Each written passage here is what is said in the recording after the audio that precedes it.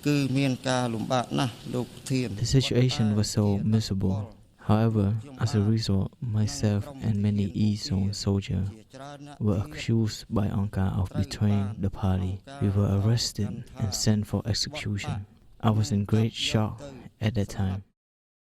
This is a story of Chun Samon, a 68-year-old former soldier who outran death but could never outrun the fear that followed him every step. This is Krahaam Podcast, a documentary storytelling journey where Cambodian Gen Z return to the Khmer Rouge regime through lived stories, honoring resilience and passing memory forward.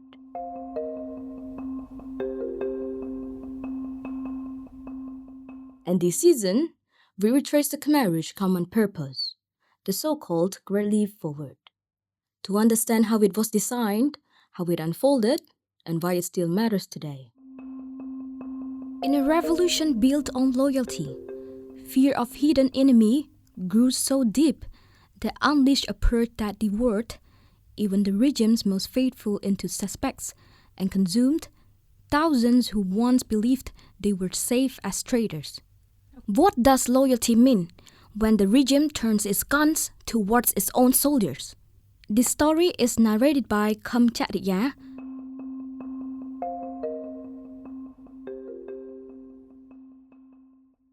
This is a heavy topic. Tune in when you're ready. The blue grama was one ordinary, a piece of cloth against the sun, the dust, the long day of war. It was something people wore without thinking. Chun Samon, who was a Khmer Rouge soldier, also wore one. He had worn it while carrying messages to the front line, while laying mine along the border, and while fighting what he believed was the revolution enemy. But by 1977, the blue grama no longer blended in. It makes soldiers like Samon visible, quietly marking them as suspect once the purge began.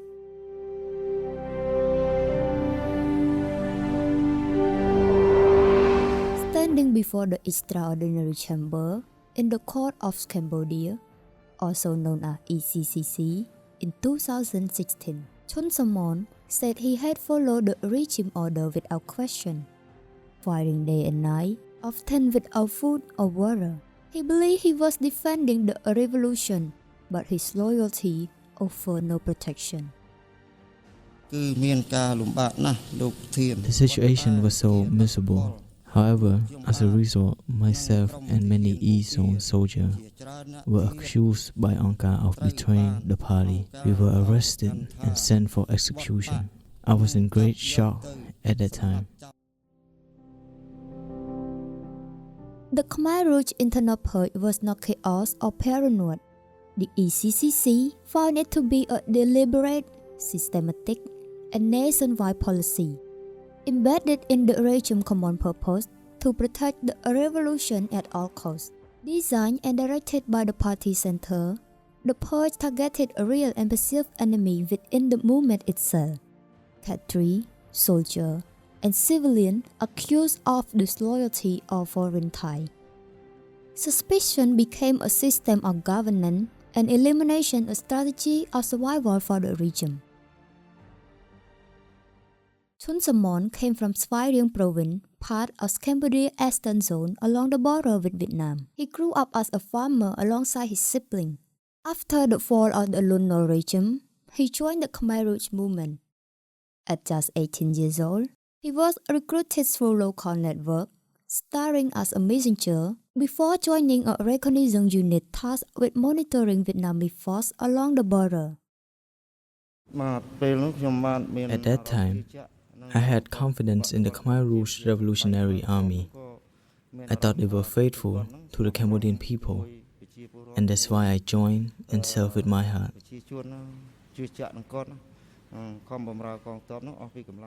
The fighting along the Svay Rieng border was intense. His job was dangerous and precise. Samon unit gathered intelligence on Vietnamese military positions, their bases, strengths, and weaknesses. The unit had no permanent base. It moved constantly. At night, Samon and his unit crossed the border to plant mines inside Vietnamese territory, carrying supply lines and targeting economic units that sent food to the front. Reports were delivered orally or by shortwave radio, often to coordinate artillery strikes. According to the court, such radio communication were used across democratic Cambodia. The internal purge began when Khmer Rouge leaders, including Pol Pot, Nuon Chea, and Son Sen, became convinced that even the most loyal supporters were secretly plotting against the revolution. As the regime progressed, especially from 1976 to 1978, the Khmer Rouge leadership became increasingly paranoid. They believed failure was not mistake from the top, but sabotage from within. They believed anyone could be a traitor. In 1977, Samon unit commander was summoned for re-education. They never returned.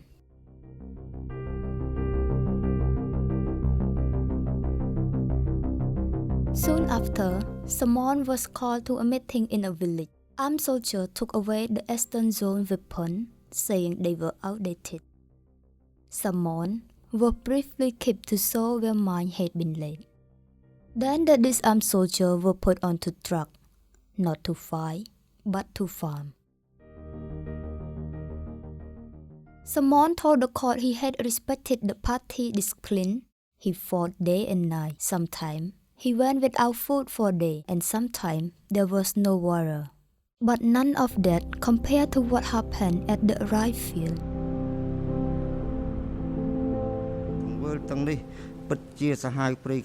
These were vicious acts inflicted upon me, and it was so much more miserable than the time I was at the front battlefield. Another misery was the loss of my relative. It's more miserable than the battlefield. When the soldiers were told to return to their village, the purge became unmistakable. Samon saw district and provincial level cadres arrested. When he arrived at his village, he and the others were tied up. They were accused of betraying the party, of having Yun head on Khmer body, a slur used to suggest Vietnamese infiltration. He was beaten with the butt of a gun. Then they were taken to be executed. Only 3 survived, including Samon. Their binding came loose as gunshot rang out. They ran across the border into Vietnam. The next morning, Vietnamese soldiers questioned them one by one about their biography. They spoke openly about the fate of the Eastern Zone cadres. They asked whether Samon wanted to rejoin the army and return to Cambodia to liberate the country. He refused. He was exhausted, broken, and afraid. But when he learned that Cambodia was still suffering, he chose to stand again. On January 1st, 1979, Samon joined the frontline force and reached Mammoth in Kampong Cham. From there, he and other liberation fighters pushed west, through Kampong Cham and into Kampong Thom, before moving toward Battambang until the Khmer Rouge were finally defeated. Based on Samon's testimony and other evidence, the court found soldiers were questioned, detained, and transferred to Phnom Penh. Many were sent to S21, now known as Tuas Line Genocide Museum. S21 functioned as the regime's central processing site for internal enemies. People enter alive, but rarely left. Thousands were tortured, beaten, starved, and forced to confess to imaginary crimes. Even those who once held a high position in the party couldn't even survive either. They were pressured to name other traitors, expanding the purge even further. Only a handful managed to escape and live to tell the story. For everyone else, the final words were not freely spoken, but extracted under torture inside S21. The court found the confession was systematically produced through torture and cannot be treated as truthful admission. but as evident as how the system operated. These include high-ranking officers such as Nai Saran. Nai Saran was not an ordinary Khatri. He had been a secretary of the North-East Zone and a member of the Central Committee. He was arrested as the Eastern Zone Khatri accused him of collaborating with Vietnam. He was interrogated by Kangat Il, known as Dut, at S21 and executed in 1977. In a confession at S21 before his execution, Saran left behind his final painful word. Because there is no surviving voice recording, I will read from the confession itself. I have always been loyal to the party. I did not betray the party. I never had a second or third party. I have always stood firmly with the Communist Party of Cambodia. I never wavered. My writing may not be good because I was sitting on the bed while restrained. End quote. But after Vic's interrogation, Saran added a devastating line. His voice were never recorded, what remained only his word, written under restraint, and he wrote. These answers were made after I was severely and strongly tortured. End quote.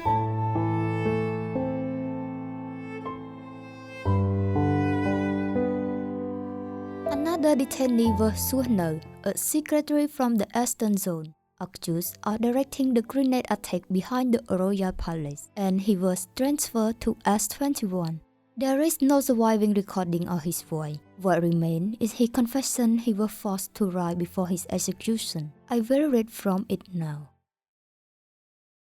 I was held by the party for 6 days, and during that time, I repeatedly examined myself for any act of betraying the party, but I could not find such wrongdoing. Instead, I found only other mistakes, but not betrayal. End quote. Khmer Rouge documents and confession frequently refer to alleged plots involving foreign intelligence agencies, including the CIA of the United States, the Soviet KGB, and Vietnamese agents. The court later concluded that this purge was carried out under the regime common purpose, a coordinated policy to identify, neutralize, and eliminate enemies, whether real or perceived, in order to gain absolute control. Standing before the court in 2009, Dutch admitted torture at S21 was a routine. Dutch, the chairman of S21, the regime's most known security center, has said,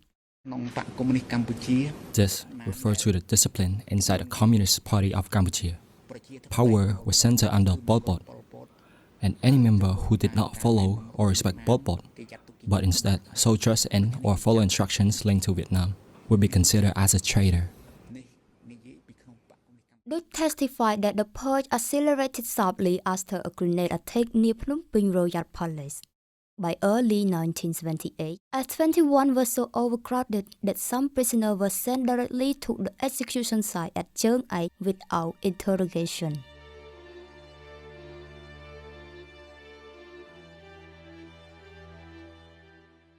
The court found that at least 11,742 detainees were imprisoned at S21 and later executed.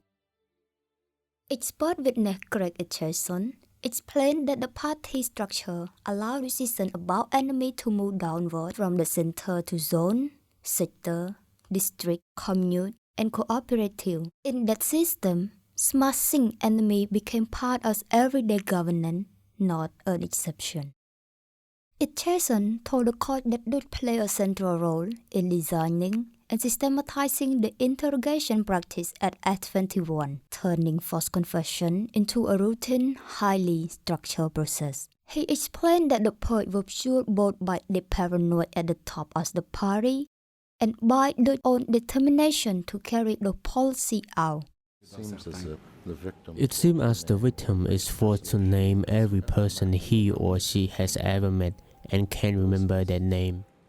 Then those listed are used to go out and round up new batches of traitors to whom the same process is applied, and you see a very nearly exponential growth in the number of accused traitors and number of victims of purge. The court found that Dutch ran S21 as a machine of terror and convicted him of crime against humanity for his role as its chairman, controlling interrogation, approving torture, and sending prisoners to their death. Thun Samon was one of the few who survived the purge. Taken away toward S21, he escaped before reaching the prison. Years later, he returned to a courtroom, not as a suspect, but as a witness, to tell a story that would have disappeared with him and to speak for those who did not.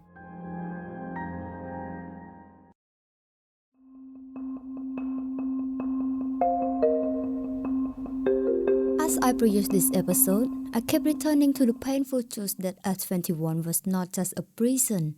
It was the final result of a revolution destroyed by its own fear. As I read through the archive, every traitor file became a reminder that these were real people, many of them loyal, many of them once trusted, all swallowed by a system that no longer trusted itself.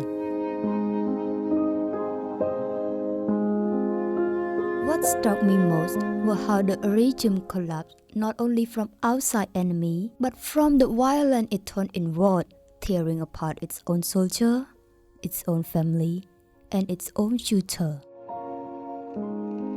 My hope is that this episode helps us remember the human cause behind the document and testimony, and why truth, memory, and empathy are the only things strong in us to keep history from repeating itself.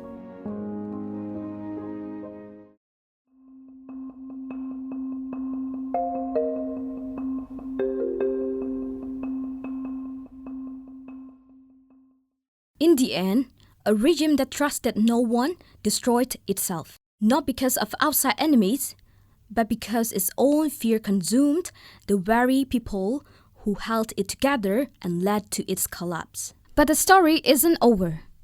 The internal purge targeted the Khmer Rouge own members, and it was not the only attempt to destroy those they identified as enemies. So to understand what came next, don't miss out the next episode. Treatment of targeted groups. This story is produced by Keo Socheata, researched by Hour Leang An, script by Kunthea, narrated by Khoem Chakriya, audio edited by Rith Rasmey Kanann, supervised by Hean Socheata and Nov Povleakhena.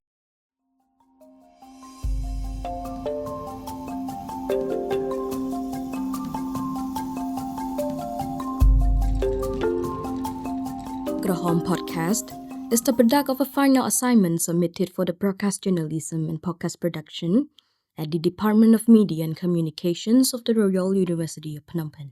Thanks to the ECCC Resource Center for extensive support through the research of the Judicial Archive.